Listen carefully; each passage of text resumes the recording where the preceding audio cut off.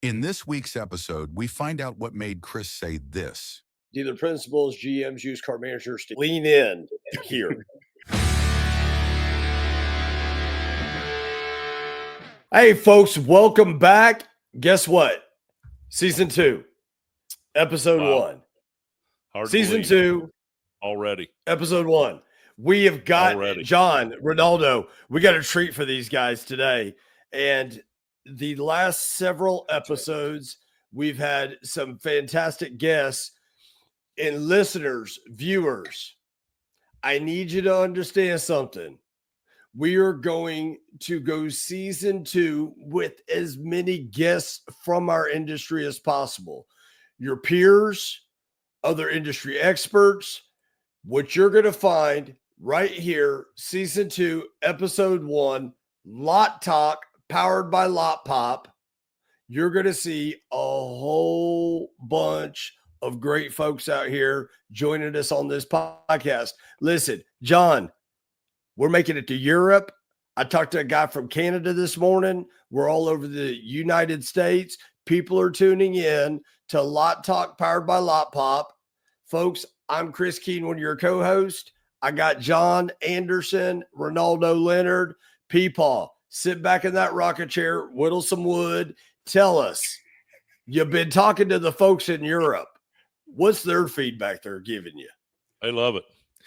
Their feedback is they wish they could get us and more of the American way of doing business at car dealerships over there. So, a lot of those guys came and visited us during NADA and they've been kind of paying attention. And so, they've got a mass amount of EVs over there. They love the strategies and the principles we talk about. And so a lot of good feedback from over there. And with what we've got planned and who's on today, I think we need to rename this from Lot Talk to Lot Juice, baby. Lot Juice. Oh yeah. I know our guest today is going to bring it. So yeah, I'm fired up and no, it's always humbling to get an email from somebody that is paying attention to the pod and asking questions and asking for things that we talked about on the pod to get to them so they can put those things into play and help them out. That's what this is all about, is to help our dealer partners and dealers across the country and Canada and wherever else, Europe. That's what I always, I guess the dream was, if there's one thing that somebody can take away from one of these each week that they can implement and put it in play and help them, we're hitting a home run as far as I'm concerned. So yeah, very excited. 100%. Yeah. That being said, I need the viewers, I need the listeners, get your pen, get your paper out. Get ready. Because the guest we have today is from one of arguably the old school type dealerships in the middle of nowhere. I mean, you look this store up and you're going, okay, they operate out of that. I mean, it's still got that old nostalgic look to it. It's been around for a long time. But the way they do business is so progressive, and they are 4 or 5 steps ahead. But they're not 4 or 5 steps ahead without that top-down approach, without the vision of their dealer principal. And that's who we have on today. Last week, we had their vice president, Mr. Rob Dell. And again, thank you, Rob Dell, for taking a lot of time and spending it with us last week. Folks, to kick off season 2, to kick off episode 1, I want to go ahead and bring to the stage Mr. Rob Ruth, the president, the dealer principal, the man behind the curtain, but who also comes out from behind it and spends a lot of time with his people, pouring into them all the time. Mr. Rob Ruth. Rob, what's up, baby? How you doing? How are you? All right, my man. Oh, the brother, we're so fired up to have you. Viewers, listeners, Get your AI note taker out, get your pen and paper out, because I promise you this, Mr. Rob Dell, he gonna start throwing bombs on us today, and they're gonna be some great ones.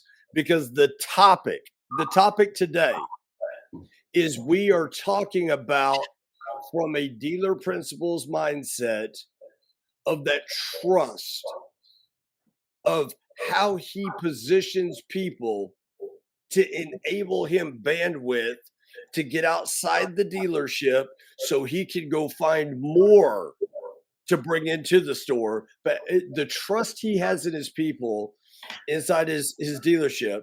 And Rob, I just want to start it off with you having that flexibility to move around the country. You and I, before the show started today, we were backstage and we were talking about you were just at Glenn Lundy's event, and you got to leave the store a couple 2 or 3 days and get around a bunch of like-minded people that pour into you. You get to pour into others. But the number one question I have for you, because you are outside the store, what attributes do you look for in leadership within your organization that gives you that capability to be able to walk away when you need to and know your store is in good hands? I think you already said it. It's trust. I mean, I look for people that I can trust. They're trustworthy, attributes, trustworthy, disciplined, and goal oriented. And then we align together. I try to be trustworthy. Trust goes both ways. So my people need to trust me. I need to trust them. We have to have our goals aligned, and we need to be disciplined. And you put those things together, and a lot of great things can happen. Dude, that's okay. You talk about discipline, and you can read any resume, and people will talk about, I'm disciplined in the details, and I'm a trustworthy person, and I'm a hard worker. I have good work ethic. Okay, you've interviewed a ton of people, from your store down there. You've interviewed a ton of people, and you've seen those things. You know what I'm talking about. You kind of snicker in there. You're like, yeah, I've seen those. And when you're talking about that trust and that discipline, but let's talk about that discipline for a minute. What are some things that you're looking for that says, okay, yeah, that guy's a disciplined person, whether in the automotive industry or things that they do outside the automotive industry? Give us some thought provokers or some things that general managers or dealer principals that are listening in today, that may be something they either forgot to look at or something they've never thought about looking at when you say, hey, that's a disciplined person. Well, I think there's a lot of different ways to define discipline, but I mean, look at the track records. What have they accomplished? I mean, I look for people that have gone through some struggles, stuck with it, overcame them. Okay, it's not a perfect world. I think physical.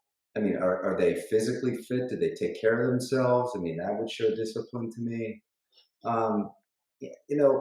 It's hard to tell just from a resume or an interview if someone's disciplined. I mean, I think it takes time to build some of these attributes and that trust that I talked about.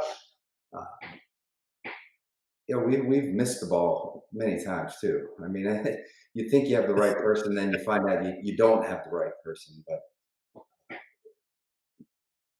I hope that answers your question, Chris. I mean, there's no magic thing to it, but those are some of the things that I would look for. You bring up a person's physical fitness, and quite frankly, Rob, anytime we've been together, I tried not to stand next to you because you're like ultra fit, and I used to think I was a relatively decent sized fellow that was pretty good shape, but then when you walk in, I'm like, hey, let me go stand over here. I don't want to stand by you, Rob. Yeah. So, but you bring up a good point though, okay? And one of the things that in Ronaldo, John, myself, we all play sports, but one of the things I've always looked for is, what was their athletics like, whether in their elementary years, their high school years, did they play college sports, were they pro athletes, semi-pro athletes? Those are things I look for, because to play at those levels, as you progress through that, it takes a certain discipline. So I like how you brought that up. John, I know you had some questions around that same topic, And I know we got 50 million topics we want to pick Rob's brain about and let him share that with the automotive industry. Fire away at him, John. Well, Rob, I want to bring up culture because it's interesting we get this chance to talk to you today because I was on a call with Jason the other night and we were looking back. We were talking about some of the things that we're planning going forward with the software, and as a result of that, we were on looking back at our old Google Docs when you guys started with us, and we had those Google Docs before the software.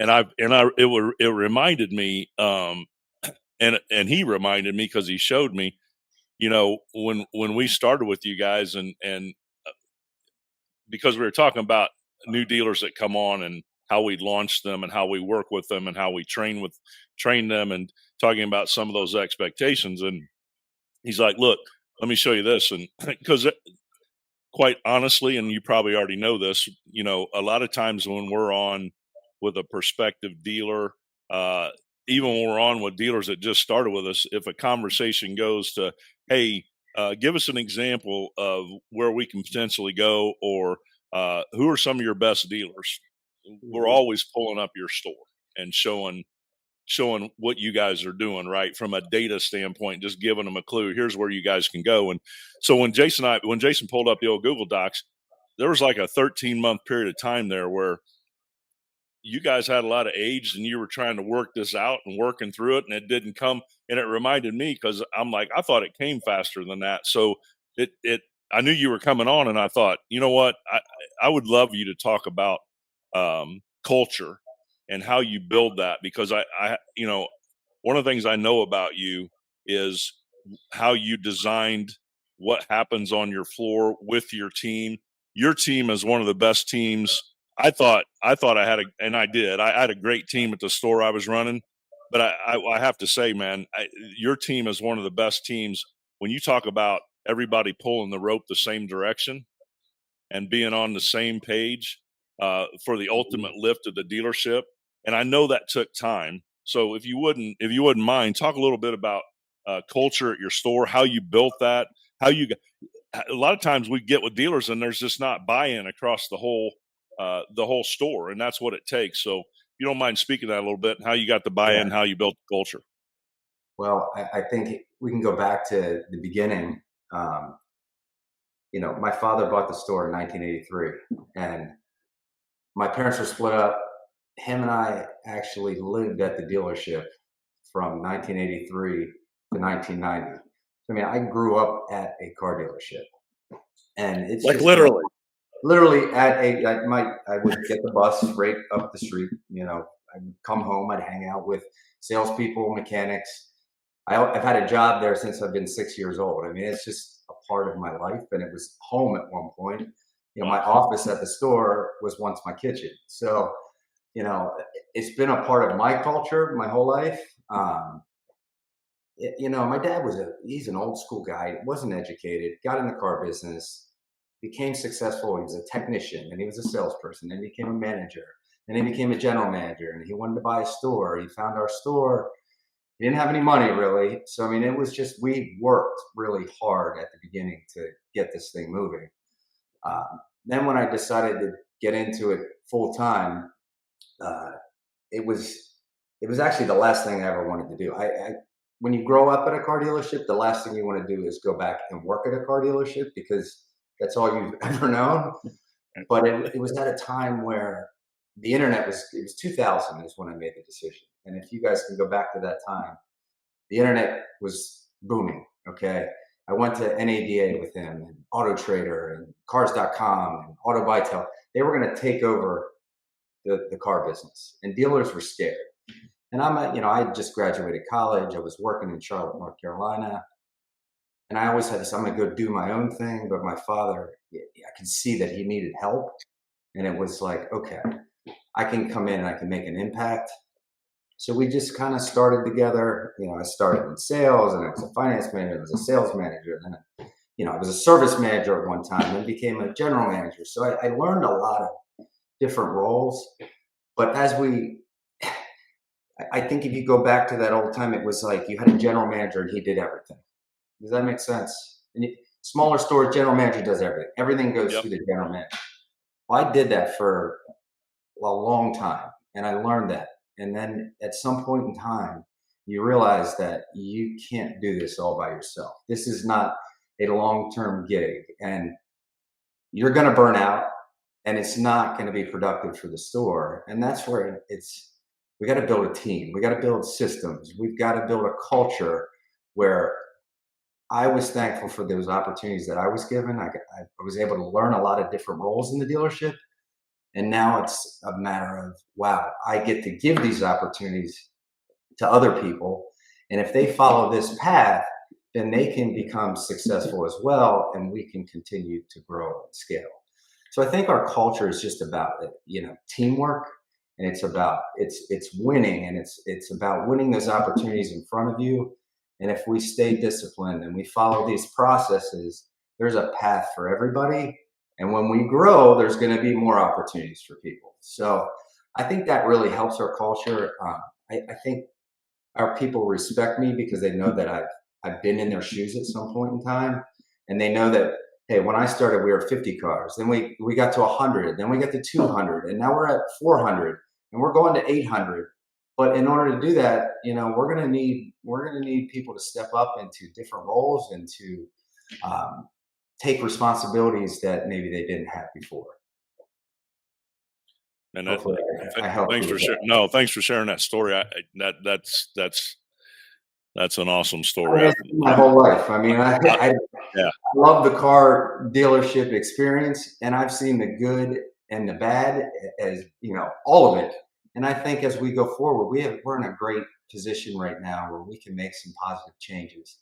And younger people, especially, they're not like the way that we came up in the business. They want mentorship, guidance, where we were throw him in the pool if he swims. You know what I mean? Yeah, 100%. And there's good to that too. But I think that we're in a position where we can really develop these younger people. They're smarter, they think different, and we've found great opportunities. And we've got a lot of great young developing leaders in our store. So that helps too. And that energy, that young, 100%. Wants to move forward. So we're always trying to move ahead. And think about that. Think about the vision that they see, right? You got those young leaders that are excited and inspired, right? There's a reason why they are, because they see it, right? It shows. Yeah. So that's kudos to you and your leadership team. If I do a follow up, one I wanted to say, I remember saying that all those years I ran stores, I'd say, man, I feel like I live at the store. You literally lived at the store. So yeah, I mean, I did, and then the first 10 years of my career, I mean, it was bell to bell, 6 days a week, and that's the way I was taught. And you get to a point like, God, there's got to be a better way. And I'm very happy to say, I mean, we close at 3:00 on a Saturday. We're done at 7:00 every night. My guys get their days off. I feel good about that. If we work smarter, we don't have to work harder and kill ourselves to get this job done. And I think that gives longevity. That creates, a long-term career path, not just that, hey, I'm going to go in the car business here for a little and we'll just keep rotating people. I hate that. Let's work with what we got. Let's find solutions. I did that. I got in the car business. I'm going to get in the car after out of college. I was like, I'm going to get in the car business until I figure out what I want to do. And then I figured out this is what I want to do. Right. So, just one follow up. When you decided, I love what you said about my mentor told me, because I would, as a general manager, new general manager, I was trying to do everything myself. And he's like, hey, John, when you don't delegate, the store can only run as fast as you can run. And I got news for you. You can't run that fast. Right. Mm-hmm. So what was one of the hardest things you found when you decided, hey man, I got to start giving some of this stuff away? What was one of the hardest things that you found in that of trying to release some of that stuff? I think or was it easy for you? No, not at all. I live in Florida. I had to move 1,000 miles away from my store to get good at this. I mean, that's the God's honest truth. It was like, okay, we've done this for 20 years. It got us from here to here, but that's not going to get us to here. So Right. it's just rethinking everything. And it's so easy. And I know a lot of people can relate to this. Well, I can just do it so much better and faster myself. Why would I have somebody else do it? Okay. Versus taking the time. And I think you just start slow. I think that the thing that I try to say is to our managers in our store, the little things that take your time, that's where you got to start with people. Take these little tasks that are taking your time and start teaching them to other people. And then it gets them in a rhythm and it gives them some responsibility. They're important, but they're not necessarily effective. You follow me? If I've spent all my time just doing these little things, I'm really not getting anything done. That's hey, listeners, viewers. I hope you took a note there. That's a great strategy, right? I know I did that when it was time for me to start delegating. I wasn't looking at it that way. I was thinking, man, how am I going to turn this stuff over? I was looking at a lot of the big things. I wish I would have had that perspective to turn over. Start with the little things that are taking a lot of your time, and start turning those over with trust to people to manage. So, no, that's a great strategy. And I find there's people that want to do those things. They want to learn these things. So it's a win-win for everybody, but you just got to be open to it. I don't think it's going to happen overnight. And I think too many times we're looking to hire people that can come in and immediately fill a role, where we have people within our organization that are looking to step up, where we just start slow and giving them a little responsibility. And then you're developing these people to learn the things that you did versus bringing in somebody else that already has bad habits, et cetera. So we have a culture of we want to keep developing people from within and promoting from within. We just recently promoted 3 sales managers from within. I mean, I'm really proud of that. I can tell you stories of many people that have started in recon or photos, and they're 3 levels up now. I had a young man. He started in recon, and he's been in GSM for us. So they're there, they're there, and those are the stories that I really like to tell, and I try to instill that in the rest of the leaders in the organization. The people that you need, and for us to grow, they're already here. You just got to keep an eye out and find them. Great stuff. So Rob, I want Ronaldo, because as you know, he's our director of training and performance management. Ronaldo, you had some questions for Rob, because we've seen how pliable, Rob's team has been when it comes to training and things of that nature.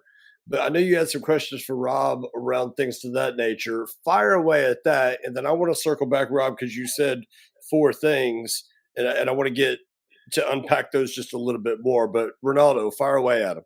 Yeah. Rob, you've touched on the culture that you have there at the store and the successes that you've experienced. Building that culture by promoting from within, giving folks an opportunity to grow and develop. The question I have for you is, how do you get to a point where protecting that culture and developing, folks that are already in the organization to kind of build up? How do you come to a decision when you see that particular person isn't right for that fit you're developing them for, or that seat that you're developing for? Because, a lot of times we will handpick someone or see through their effort on a daily basis, hey, I think that this guy could do more in a different role, or he could help us grow the culture, entrench everything that we're trying to build and take it to the next level. And it doesn't come to fruition. It's a tough decision, and it hurts personally because you're vested in that business. That business is your life. Yeah. How does coming about that decision, what does that look like from your seat? We certainly don't always get it right, and sometimes you have a vision for somebody and it doesn't go as planned. And I think you get in a situation and you got to look at yourself. Did we make the right decision? Do we set this person up for failure? Are we giving them the guidance and the resources and the tools to succeed? I think it starts there. You got to look at yourself first. Okay. And then once we've had those conversations, and if we continue to have those conversations, then we're in a position where we need to either continue training We need to maybe transfer them into another role. Potentially, if it's just we've agreed to certain things over and over, and they're just those agreements aren't being met, then that's a termination potentially. Mhm. But I think the last thing we can't tolerate it. We got to recognize when there's opportunities for us to improve, and we can only tolerate it for a short period of time. And that's what I try to teach our people. And we're very transparent with so many things. All of our numbers, we track everything, and everybody gets to see everything pretty much in our organization.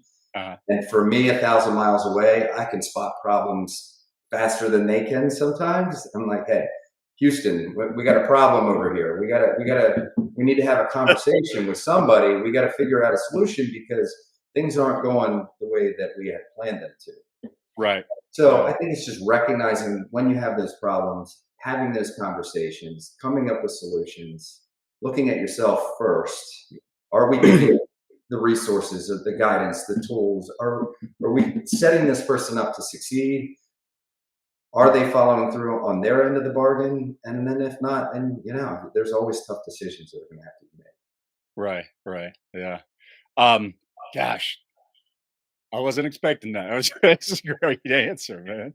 I'm Um, not quick to, we're slow to hire, and sometimes it's I don't want to be quick to move on from people because you don't know what you're going to get right behind it either. So I'd rather work with the people that we have, pour into them, and I think it shows the rest of our people that we're just not, we're not here to just rotate everybody. We're here to develop you guys. We're going to stand behind you, even when you make mistakes, because we've all made right. them. Yeah. No, and that I mean, I think that's probably one of the best attributes of highly successful organizations and world class leadership. I know that your dad probably poured a lot of his philosophy into you. Who were some of the mentors that you've kind of gathered around you as you've grown Yeah. the business and grown yourself as a leader? Well, it's definitely my father. I mean, we were just like, partners, great partners. And, I lost him in 2017, and Sorry to that hear was that. tough, and that was a situation for me. I lost my mentor. Then I was in a situation where, I was going a couple years, a buyout from my stepmother. Okay. So I went through a period of time like that. And that was a period of reflection where I really got a chance to look back on what got us here and what's going to get us to the next level. And when you get to that point and you got to, sign your life away basically to buy the company, Yeah. I knew I had to make some changes. So we're a 42-year-old company, but I think we act like a startup because in 2019, it was, I went all in and bought the whole company that I helped grow. So you follow me? Mhm. And then COVID, And then you had COVID. then COVID happened 6 months later. So then I Right. really got to understand what it was like to be a dealer. And the Pennsylvania government said we were not essential. And we've got this massive machine moving forward that just like, let's throw like a stop sign down, and you can't.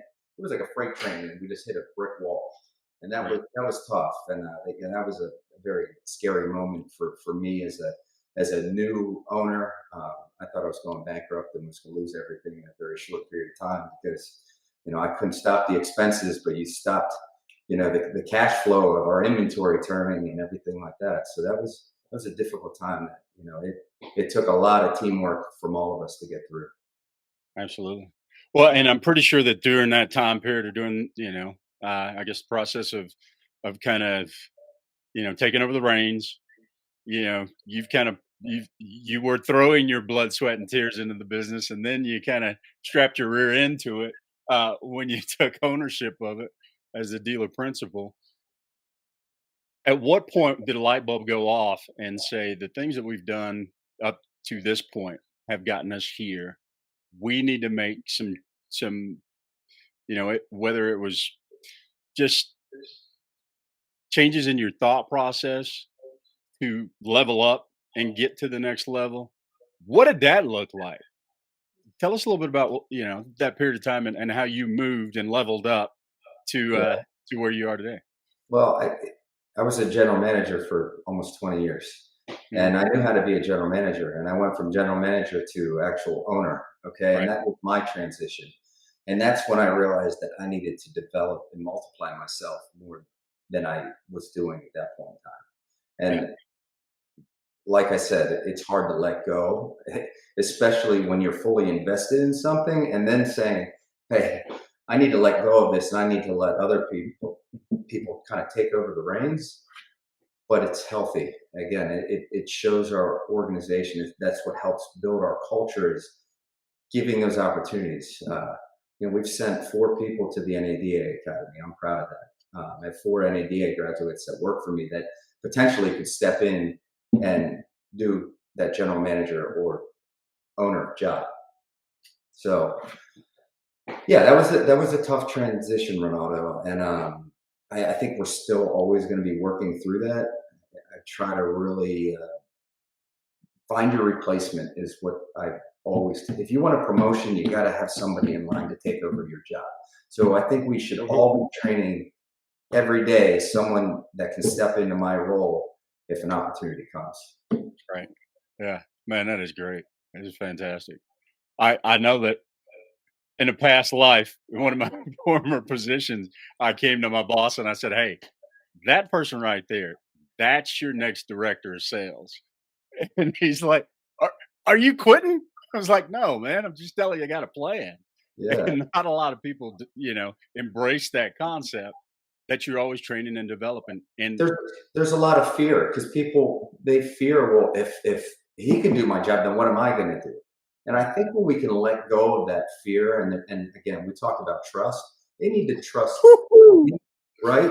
They need to Mhm. trust the dealer and the company that, hey, if I'm training people to do what I do, then I got to be able to trust this organization that they're not just going to say, hey, see you later. You follow me? Absolutely, So yeah, it yeah. goes both ways. So it'd be, and I try never to break that and remind our people we got to take care of our people and we need to stand by them, especially when they're doing the things that we need them to do. Absolutely. Yeah. I mean, that's one of the superpowers of teams. Yeah, Yeah, right. everybody has that next man up mentality. Yeah. And you Exactly. are in, I mean, it's like every next yes, the next level of people that are going to take over those positions are embraced. Not only by the person they're going to replace, but everyone around who works and is a integral part of the cog or part of that uh, leadership team, or if it's in the shop, you got your techs back there that are kind of working up Mhm. their Absolutely. Same career thing. track, It's and yeah, you have that accountability and you have that communal embrace of those folks and constantly pouring into them, but also holding them accountable. I have 2 techs that worked for me for almost 20 years, and they're both service managers now. And technician, if you want to go there, I mean, that's a job. You know, just physically, you can't do it forever. Right. So we try to have these conversations with our technicians, especially our experienced ones. Hey, help us mentor these younger technicians. Help us, okay, develop this, and you're going to have a role in this organization because 10 years from now, your body is not going to let you do what you Yeah. do today. So that I think Mhm. if you go to the fixed side, it's even more important on, just training leadership and developing people to see a bigger picture than just the role that they're in forever. Right. Rob, you bring up something, Ronaldo. I'm gonna jump in here because this is really important for dealer principals, GMs, used car managers to hear. So if you're still taking note, lean in here because I think I know the answer to this. That what Rob and his team does. You've talked about culture, but now you're bringing fixed ops into it and talking about, hey, a technician, they can't bust their knuckles forever and they can't get down and crawl up underneath the rig forever. 100% understand that. But before all of that, because theoretically, when you look at the guidelines and things of that nature, your used car department is supposed to be your number one customer in your service department, right? Absolutely. What did you do? And listeners, viewers, this is where I want you to lean in. What did you do to bridge that infamous gap between the used car manager and the service manager that historically MF each other all day long, and they're robbing the used car department. We can't make money in used cars because service is beating us over the head, and the service manager, they ain't giving us enough cars. What did you do to foster that trust between those two departments? Well, you got to have the right people, first of all. But here's what we've done that I'm proud of. We do have a bridge, okay? And our fixed ops director wants to see our used car department keep growing and growing and growing. We compensate our used car manager, our sales managers, and our service managers on variable and fixed. Okay, we brought it together that way because I think those comp plans have just really created such a divide in organizations where we've just tried to get people a piece of all of it. Does that make sense? Now we're all working together. And one of the things of being in the car business for so long, you get to see what works and what doesn't work. And you realize, okay, why do these people just have to fight all the time? Because they're really working together. And I'm a used car guy. To grow my fixed was like sell more used cars. You know, once I could really see the dealership, it's like I want to grow my service and parts department. The easiest way for me has always been sell more used cars. And now I get these people to work together, because if not, then you get these huge bottlenecks and the problems that we always have. So bringing them together and us all trying to solve these problems as a team, and not having them work against each other and have this guy's comp plan is only on this and this guy's comp plan is only on this. It's just, it's really brought us together a lot as an organization. And they see a bigger picture. Absolutely. That's a secret that I think needs that's unbelievable. John, when was the last time you sat there and heard a dealership compensating variable and fixed simultaneously? Everybody listening and viewing, I just want to introduce you to Pastor Rob Ruth. He's preaching from the pulpit, but man, that used car department. Why wouldn't your used car manager get to partake in the gross profit that's generated in fixed? Right. I want to align my team the way I think, right? I'm a dealer. Okay. I don't care if it's this arm or this arm. We as a company need them both to succeed. So I want to align my people with that and get them to see a bigger vision and a bigger perspective. Now, I know I'm not normal, okay, when you say things like this, and I probably have a lot of dealers that say I'm crazy, but I don't care. You know, I'm 1,000 miles away. I need my people working all together with the company's best interest at all times. Absolutely. Yeah. You're just crazy enough to run one of the most successful dealerships that we're aware of. So, well, I mean, again, I know you're a humble guy and I appreciate that, but one of the things that we say from our side, right, is the data doesn't lie, and we get a chance to see your data. So the data doesn't lie. So what I loved that you just said, and I put like 19 exclamation marks behind it, is, you grow as you grow that used car department, that helps grow your service department. Right. And and bringing that together, I just love everything about that. And you're right. Everybody should have a piece of the puzzle. And again, I go back to what I first asked you about pulling the rope the same direction. That's the reason why those folks, among many other that you've explained this morning, but that's a reason why those folks are all pulling for each other. So that's excellent. I have one other thing I want to, because you addressed it when you were talking earlier, and I just want you to talk about it a little bit. You talked about after you bought the store and then you came into COVID, right? And I think I know this story. I hope I've explained it correctly, but I want you to explain it. Can you talk about what happened with you and your team when the state of Pennsylvania made you all shut your doors and go home. What happened during that time? And then after you were able to come back in the store, what happened with you guys? You guys just didn't go home, go to sleep. You guys kept working, right? Yeah, no, it's hard to just go home and go to sleep when you've got, $7 million of inventory frozen and, expenses Right. right. There wasn't much sleep going on at that time, John, but, what can we do? That's what I'll ask myself. Yeah. What can we do? All right. So we can't deliver a car, but you can't stop us from continuing to talk to our clients. So we had a very high functioning BDC at that point in time, right? So we kept our BDC moving and a few salespeople, all right? And what we did is we realized, which I could see it coming. The consumer today wants instant gratification, right, wrong, or indifferent. We're all the same, okay? We don't want to be hassled. So we kept that BDC open, and we realized, we don't need to make appointments. We need to make car deals here with people while they're at home. We need to go further down the funnel with our clients and put deals together. And in that short, I think it was 45 days, we sold well over 100 cars, and we just couldn't deliver them. Okay. So until that Pennsylvania government said, okay, you're operational again, you can deliver the car, we had just a backlog of, 100, 150 deals that we had to deliver at that point in time. And at that, we either went to the customer's home or they came in for just like a quick curbside delivery type thing.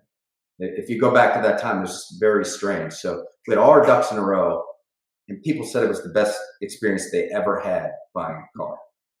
Make sense? Because Absolutely. they didn't have to come into a dealership and waste 4 hours of time. We're doing sight unseen appraisals. We're giving payments. We're running credit. We're getting deals approved. We're doing everything that we can do, which I still say this to my people, like the guy that's 3 miles away still wants to do it this way.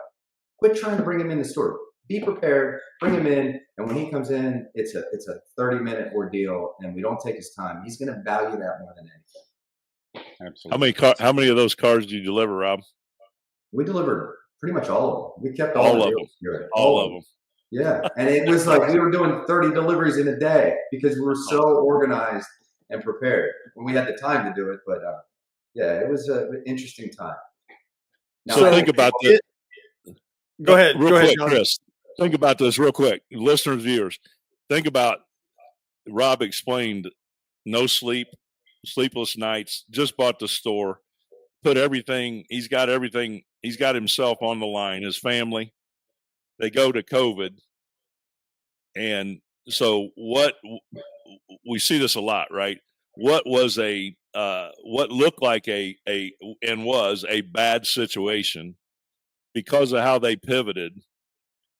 And Rob, I can only imagine how your team operates now, having gone through that, right?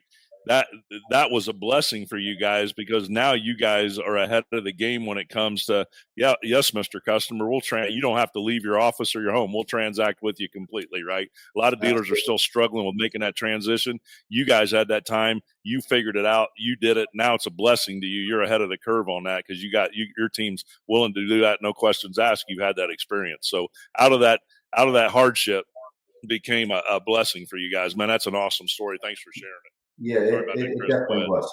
I agree. Yeah. That's awesome. Looking back, it was a blessing. In the moment, wow. In the moment, not so much. Rob, we ain't talking about the moment. All right, we ain't talking about the moment. No, absolutely. Look, and I think you can always look back on those hardships. Beyond every storm is rainbows and unicorns. Okay, Absolutely. So that's what we're talking about, the rainbows and unicorns. Yeah. Okay. Yeah, but in that same vein, because this is something that we constantly hear. And I loved what you just said. So listeners, viewers, he was talking about, no problem. Stop trying to get the customer to come in. One of the things I despise every time I sit there and I'm going through and I'm looking at people's follow-ups. Okay. And this just happened with one of our excellent performing dealer partners. Your store and two others are the three that we always point to as great examples of operators.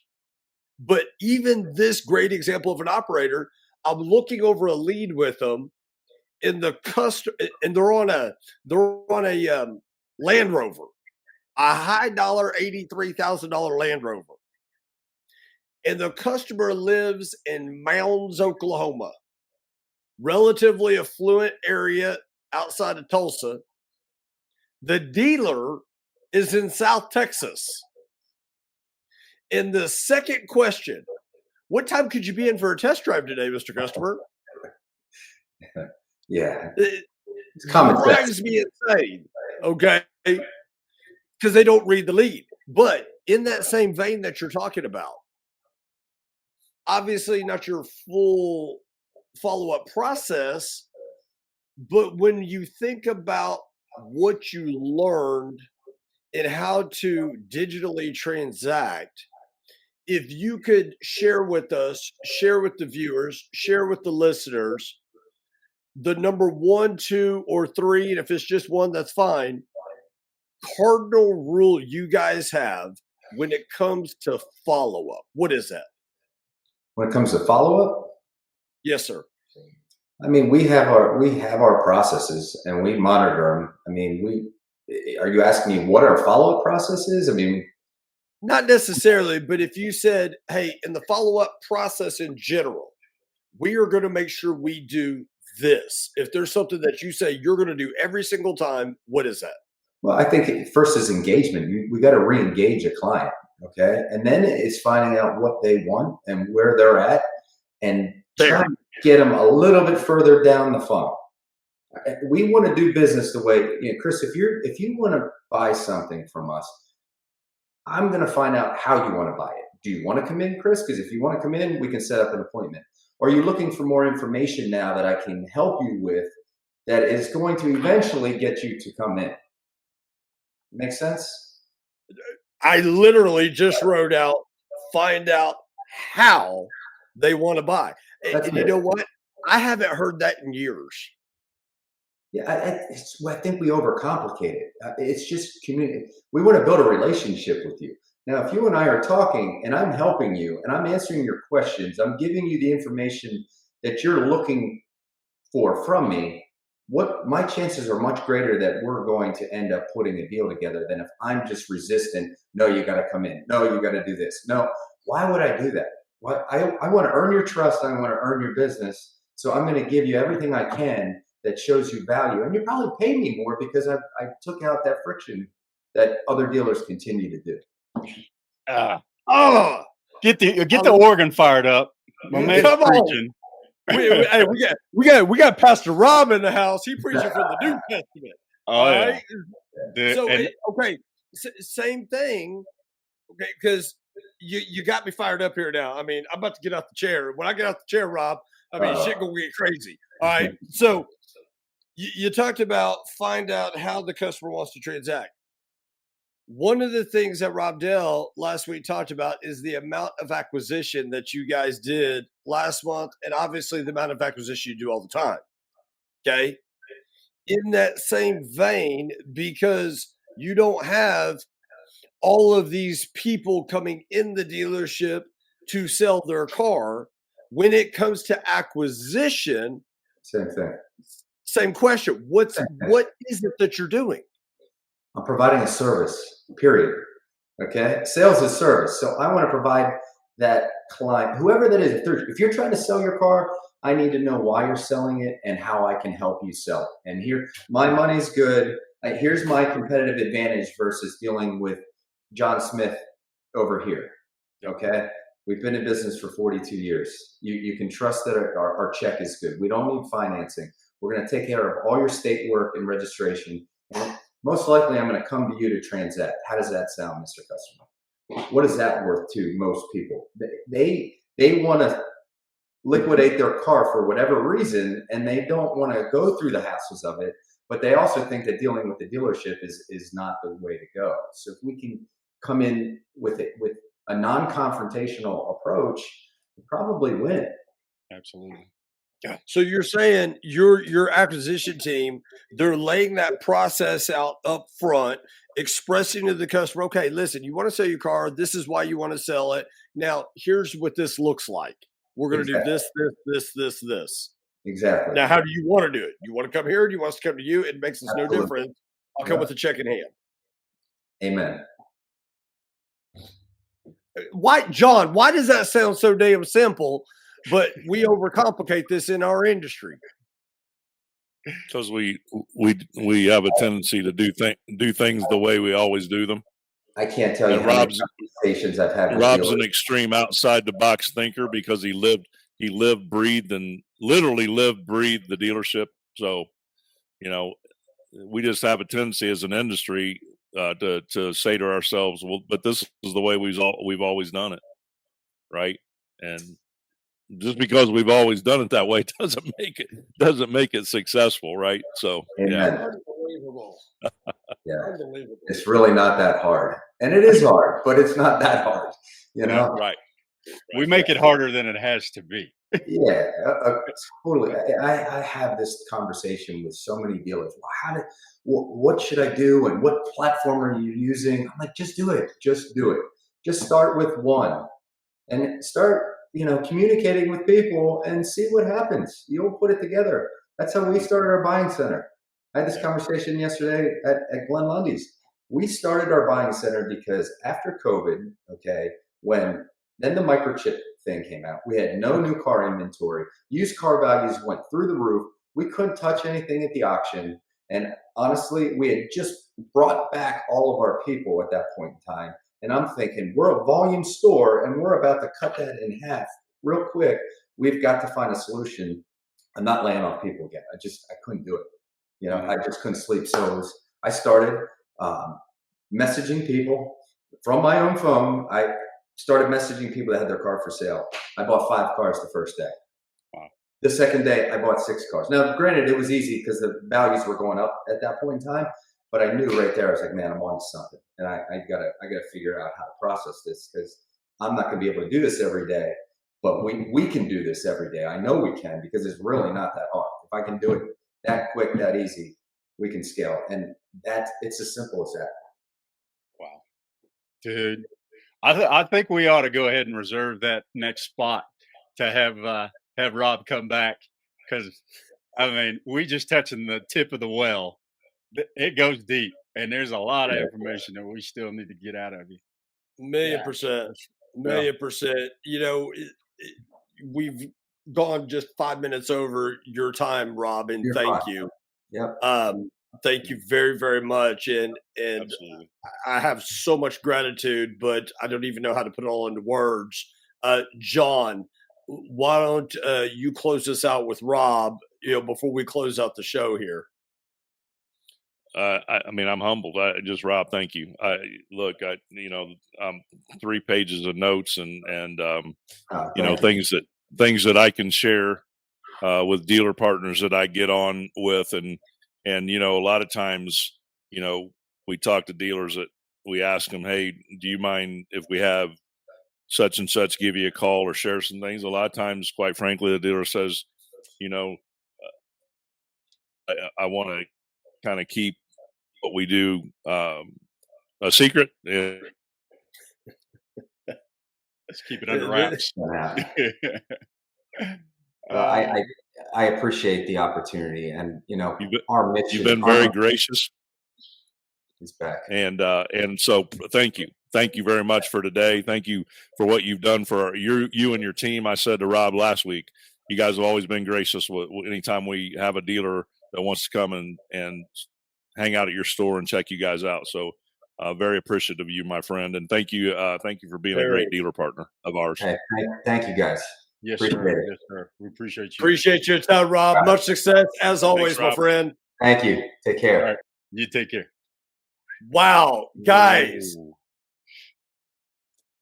Dude, Brett, I know I was writing away and I knew you could probably hear the tapping on my iPad, but I really don't care.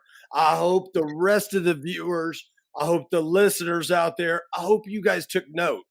And if you're in a leadership position as a sales manager, a BDC manager, used car manager, and your GM or your dealer principal didn't get an opportunity to hear this, you need to send the link to this podcast to your dealer principal, to your general manager, because a couple things I want to recap here. His team, they know that he's going to give opportunities so they get to continue to do what that person's passionate about doing in our industry. He helps them create new passions. Providing mentorship, okay, which tied in to later on when he talked about essentially always having your replacement in the wings.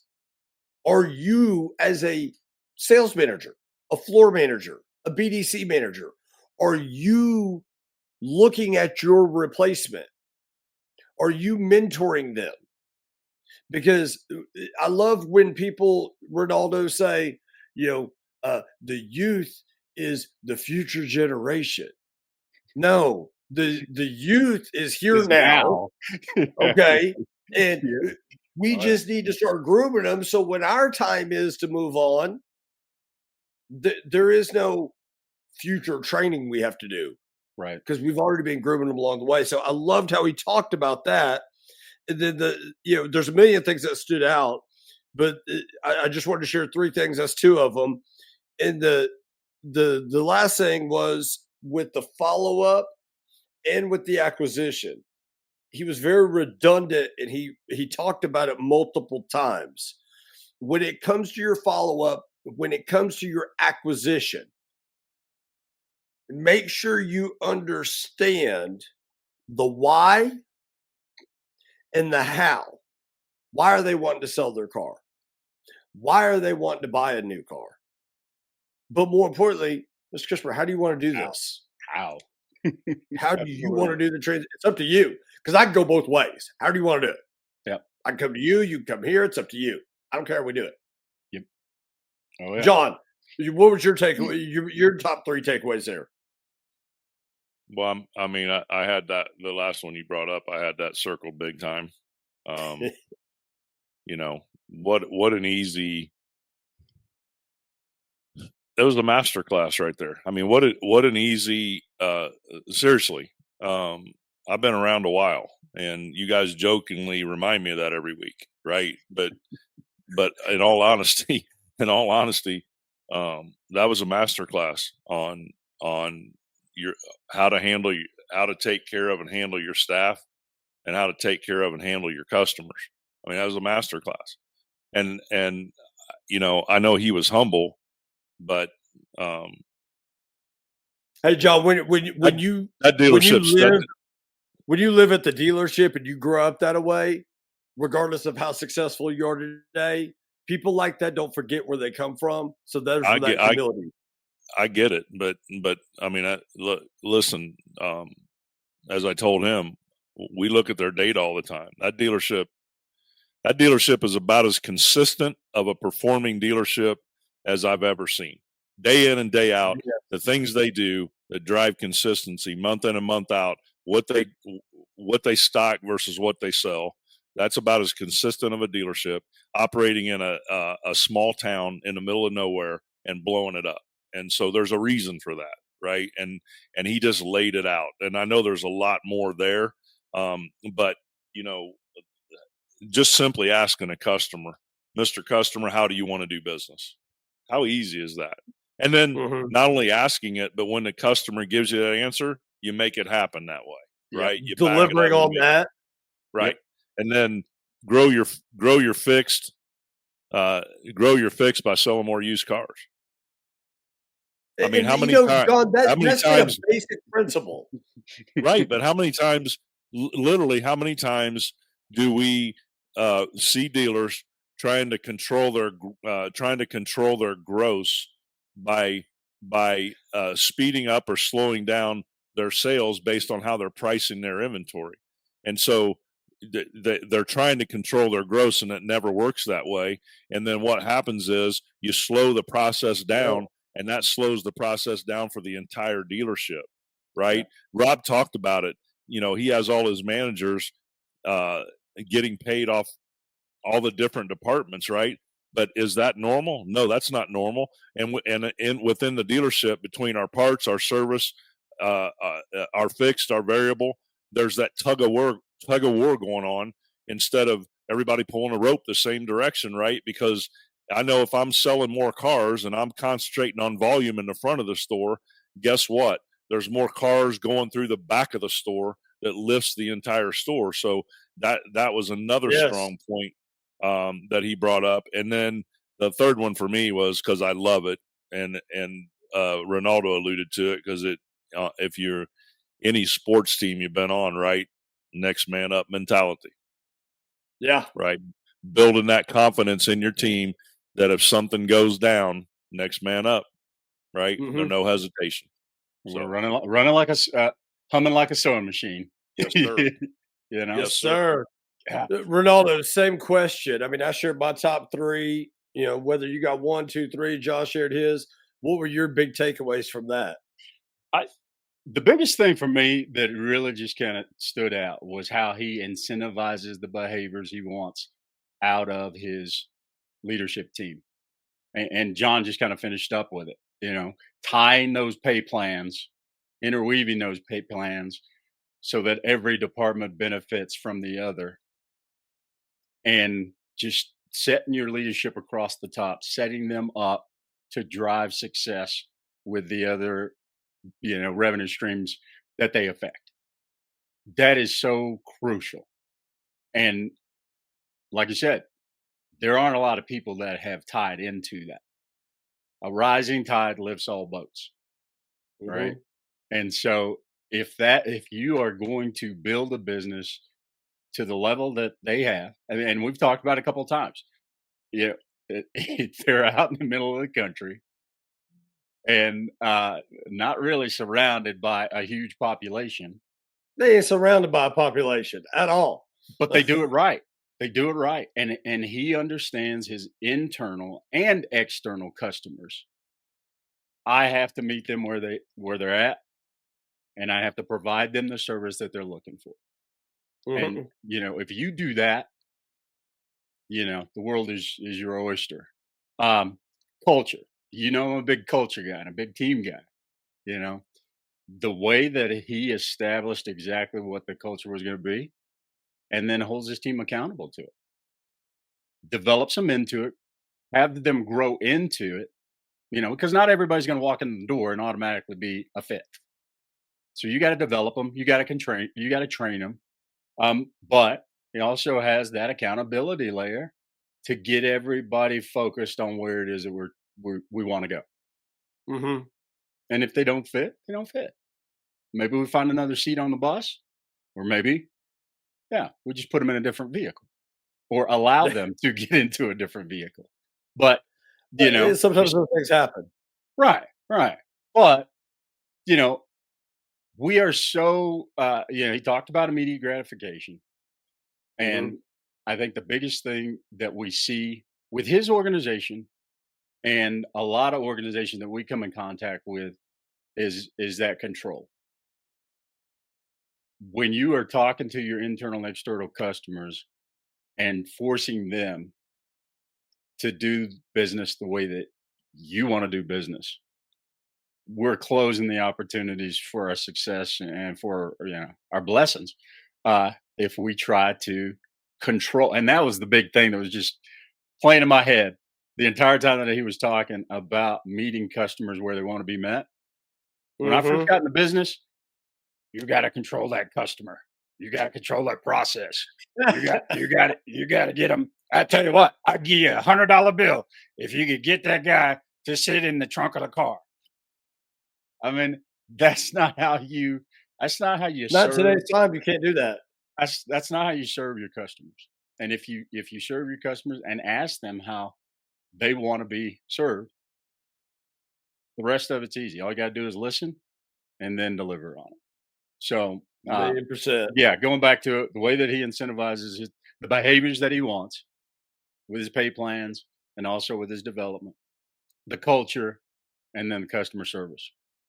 But yeah, and the adaptation. Anytime he's presented with an obstacle, He just sits down and figures out a way to get it done. And then that Yeah. that like Nike School of Management. Just do it. Just do Just it. do it, baby. Just do it. Absolutely. Well, listeners, viewers, there you have it. We wrapped up season 1 with Rob Dell, the vice president of the Bob Ruth Ford store there in PA. We started season 2, episode 1, with Rob Ruth, the dealer principal, the president of that store. And folks, I hope you took a lot of notes, because leading through the culture is really what that was about. Thank you, thank you, thank you for an awesome season 1. Thank you, thank you, thank you for now tuning into season 2. Please share this, like it, comment, send us anything you got. If you want to come on the show, LotTalkPodcast.com. We would love to have you. On behalf of John Anderson, Ronaldo Leonard, I'm Chris Keene. Thank you guys a ton. Much success, and we'll see you next week. Same bat time, same bat channel. Bye, guys.